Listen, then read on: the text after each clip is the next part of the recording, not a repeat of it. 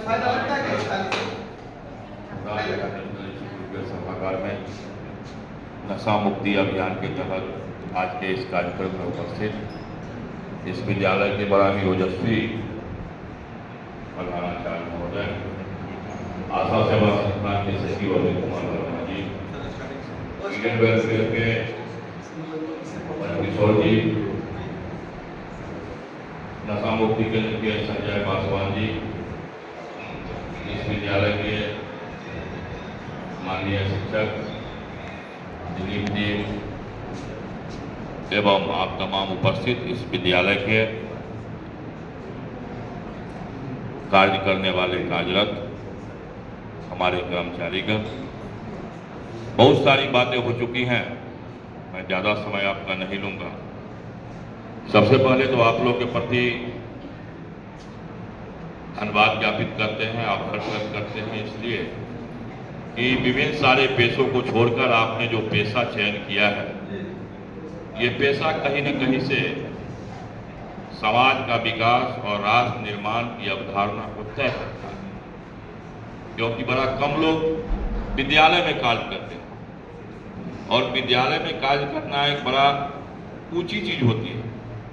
अभी बहुत सारे वक्ता चर्चा कर रहे थे कि बच्चे के बारे में, तो इसमें कहने में हमको कोई हिचक नहीं है कि बच्चे समाज और राष्ट्र के भविष्य होते हैं।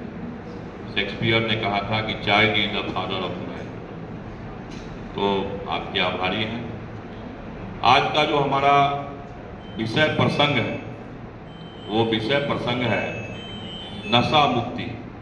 हम यहाँ पे बैठे हुए हैं नशा मुक्ति के लिए।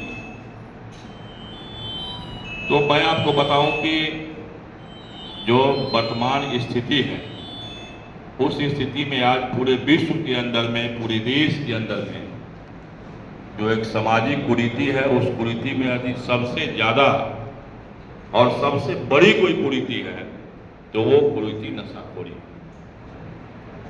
और नशा के दुष्परिणाम से आप परिचित हैं, इस पर विशेष जाने की जरूरत नहीं है कि शराब से लेकर के और 2016 में बिहार के अंदर में जो शराबबंदी हुई, उसके बाद जो समाज में जिस तरह की नशा आ रहे हैं हमारे बीच में, आप जानते हो कि बच्चे युवा जो तत्व है, मुख्य रूप से तरुण युवा की बात आप छोड़ दीजिए, जो तरुण हैं जिनकी आयु 18 से कम है, वो इंजेक्शन लेते हैं, वो सुलेशन लेते हैं।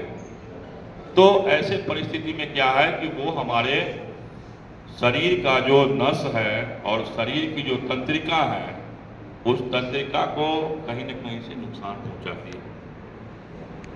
तो नशा मुक्ति के लिए आज जो आप यहाँ पे बैठे हुए हैं सारे लोग, हम आपसे आग्रह करेंगे, आपसे अपील करेंगे कि वैसे भी आप पुनीत काम कर रहे हैं, जितने हमारे वाहन चालक बैठे हुए हैं और भी जो यहाँ के स्टाफ बैठे हुए हैं, आपका कहीं ना कहीं से एक मात्र मकसद है कि ये जो स्कूल है पोद्दार इंटरनेशनल स्कूल, इसमें कैसे बच्चे सुरक्षित पहुँचे, कैसे बच्चे सही ढंग से अध्ययन करें।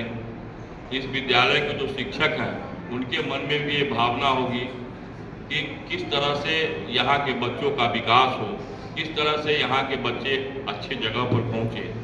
तो आप तो समाज के लिए काम कर ही रहे हैं, आपका ये भी दायित्व बनता है कि जहाँ रहते हैं आप, अपने परिवार में रहते हैं, अपने समाज में रहते हैं, अपने राज्य में रहते हैं, अपने देश में रहते हैं, वहाँ पे निश्चित रूप से आप सक्सेस स्टोरी सुनाइए बच्चों को, समाज के लोगों को ये बात बताइए कि किस तरह से नशा से नुकसान हुआ है। तरह तरह की विभिन्न तरह की घटनाएं घटती रहती है समाज के अंदर में। आप देखते होइएगा कि कोई मोटरसाइकिल से नशा करके जा रहा है, एक्सीडेंट हुआ, अचानक वो काल कवलित हो गया।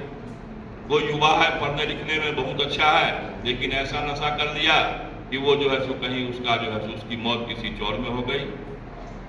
कोई ऐसा है जो कि ये बड़ा युवा है, 50 भी पार नहीं कर पाया, लेकिन पता चला कि उसका लीवर खराब हो गया, बाहर दिखाना गया, वहीं उसकी मौत हो गई। तो ये जो तरह तरह की घटनाएं हैं, उस घटनाओं को जब आप समाज के बीच में प्रसारित करेंगे तो निश्चित रूप से समाज से नशा समाप्त होगा। वैसे मैं आपको बताऊं कि सामाजिक कुरीतियां कोई नई बातें नहीं है। सिंधु घाटी के सभ्यता के जन्म से लेकर के और हड़प्पा संस्कृति के उदय से लेकर के समाज में जो परिवर्तन का दौर हुआ, उस परिवर्तन में समाज में बहुत सारी कुरीतियां आई, लेकिन धीरे धीरे उन सभी कुरीतियों का समाधान हो रहा है, उसका खात्मा हो रहा है। एक समय आप याद कीजिए जिस समय की बहुत मैं आपको ले चलना चाहता हूँ, बहुत पुरानी सभ्यता में, जबकि यहाँ पे बाल विवाह होता था। बाल विवाह धीरे धीरे आज बहुत कम गया।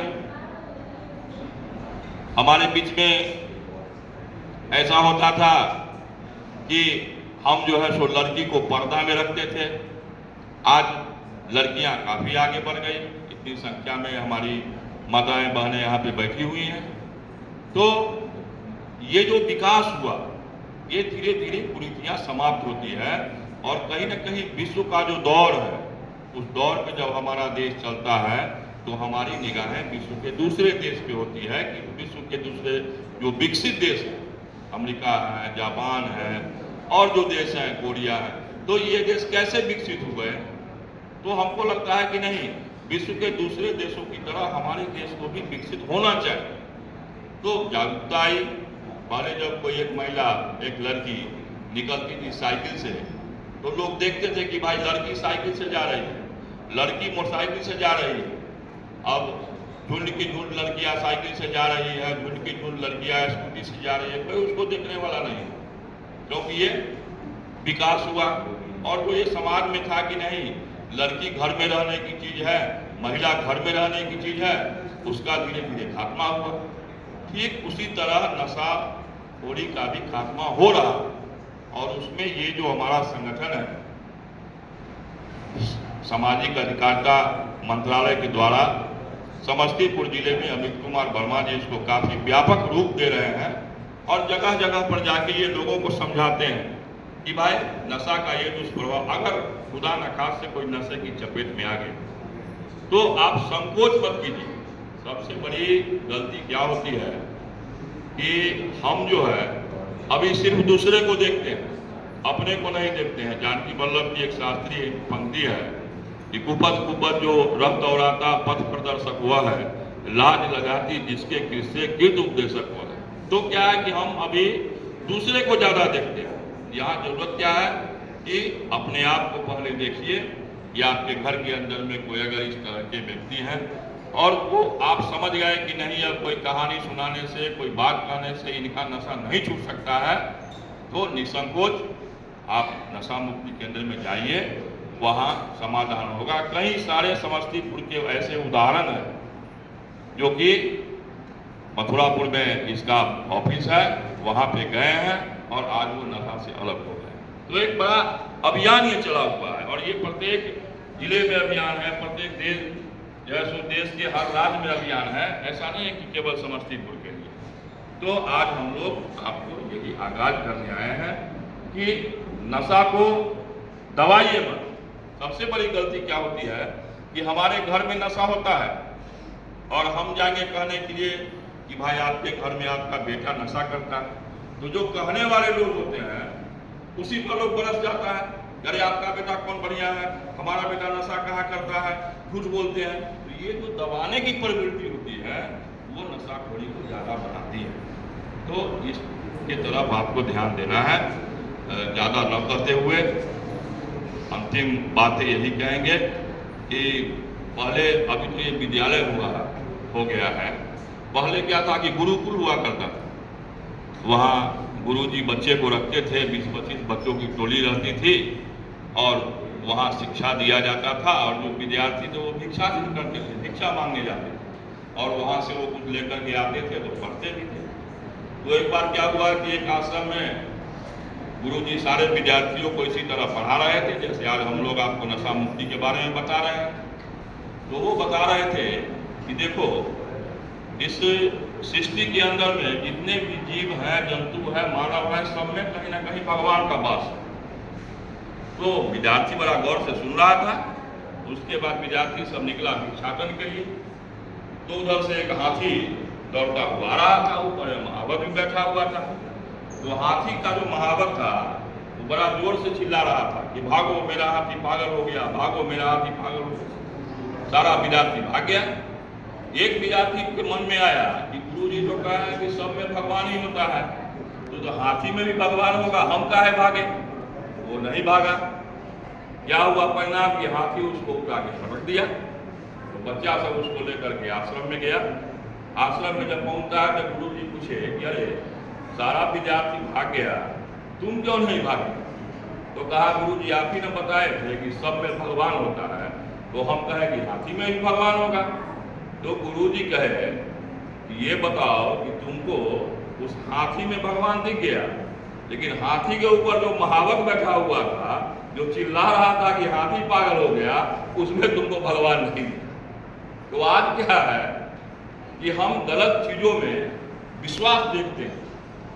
तो आपको जरूरत इस बात की है कि आप अपने अंदर चेतना पैदा कीजिए। और एक बात आपको हम बताते हैं कि समाज में अमित जी ने इंगित किया सबसे पहले कि सबसे पहले सम्मान की आवश्यकता होती है, उसके बाद दौलत की आवश्यकता होती है। तो आप जिस विद्यालय में बैठे हुए हैं वो विद्यालय बड़ा ही समस्तीपुर का चर्चित विद्यालय है।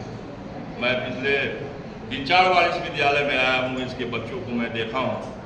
तो उस विद्यालय में अगर आप रहते हैं तो ऐसा नहीं है कि सिर्फ विद्यालय में रहने में ही आपके आचरण को लोग देखता है। आप कहीं जब बाहर समाज में निकलते हैं तो सारा लोग जानता है कि आप खुददार में काम करते हैं। आपके बोलने का ढंग, आपके बैठने का ढंग, आपके कार्य करने का ढंग, आपके लोगों से विचार करने का ढंग, ये अन्य लोगों से थोड़ा भिन्न होना चाहिए। हम भी जब यहाँ पर बैठे तो हम देख रहे थे कि भाई इस विद्यालय के जो कर्मचारी हैं वो किस तरह से बैठे हुए हैं, किस तरह से वो देखते हैं, किस तरह से वो सुनते हैं। क्योंकि कहीं ना कहीं से तो ये जो बच्चे का जो भविष्य बन रहा है, बच्चे का जो नवनिर्माण हो रहा है, बच्चे का जो राष्ट्र की मुख्य धारणा में जोड़ने की बात हो रही है, उसमें आपका भी योगदान है, क्योंकि आप बच्चे के साथ रहते हैं। जो हमारे यहाँ के ड्राइवर है वो तो बच्चे को लाते ही हैं, वो देखते हैं कि बच्चा पीछे बैठा हुआ है, वो कैसे बोलता है, तो कहीं ना कहीं से आपसे भी वो सीखेगा। आप अगर मान के चलिए, हम आपका आरोप नहीं लगाते हैं, कोई ड्राइवर है तो वो बैठे हुए हैं, गाड़ी लेके चल रहे हैं और वो तम्बाकू चुनाने लगे, तो बच्चा के मन में लगता है कि भाई ये क्या ड्राइवर साहब खा रहे हैं। उसके मन में इच्छा जगती है कि चलो भाई हम भी थोड़ा खा करके देखेंगे। क्योंकि बच्चे में सबसे जो एक दुर्गुण कहिए या गुण कहिए ये होता है कि उसको जब आप किसी चीज से मना कीजिएगा तो उसके प्रति और वो जागरूक होता है। आप एक बार अंदाज लगाइए कि अपने घर में एक बक्सा रख दीजिए और कहिए कि बुआ ऐसा है कि तुम सब चीज को खोलना, केवल इस बक्सा को नहीं खोलना। उसके बल पर ये भावना हो जाएगी कि आखिर मम्मी और पापा क्यों कहते हैं कि बक्सा को नहीं खोलने के लिए। जरूर कुछ ऐसा चीज इसमें है जिसको देखने के बाद हमको कुछ अच्छा चीज मिलेगा। आप उसको वॉच कीजिए कि वो बार बार कोशिश करेगा कि उस बक्सा के अंदर में क्या सामान है उसको देखने का। तो ये बाल मानसिकता होगी। चलिए, बहुत सारी बातें हुई। अंतिम बातें कहते हुए कि आप सारे लोग आज के कार्यक्रम से जब जाएंगे तो समाज में जो नशा के प्रति नुकसान हो रहा है उसको समझाएंगे कि आज हम लोग के बीच में पदार इंटरनेशनल स्कूल के सभागार में इस तरह का कार्यक्रम हुआ है और नशा से बहुत क्षति हुई है समाज को। आप सारे लोग नशा नहीं करें। और फिर मैं अंतिम बात आपको कहता हूँ कि ये बातें कहने का प्रभाव नहीं पड़ता है। प्रभाव क्या पड़ता है उस बात का जब उनको कोई आप सक्सेस स्टोरी सुनाइएगा। हम यहाँ आकर के लंबा भाषण दे देंगे उससे कुछ नहीं होगा। होता क्या है कि हम जब कहते हैं कि नहीं महिलाओं को जागरूक होना चाहिए, तो सबसे पहले आपके घर की महिला को जागरूक होना चाहिए। आप सारे लोग एक दूसरे को जानते होंगे, हमको भी जानते होंगे और लोग को भी जानते होंगे। अगर हमारे घर की महिला जागरूक नहीं है तो हमको कोई अधिकार नहीं है दूसरे महिला को जागरूक करने। तो हम कहीं जब जाते हैं सभा में, मीटिंग में, तो हम कहते हैं कि भाई हमारे घर में एक भी ऐसी महिला ही नहीं है जो कि काम नहीं करती है, हमारे घर की सब महिला काम करती। तो ये मैसेज जब जाता है, हमारे मुंह से जाता है, तो लोग कहता है नहीं भाई यह अगर सही में बोलता है तो करता है।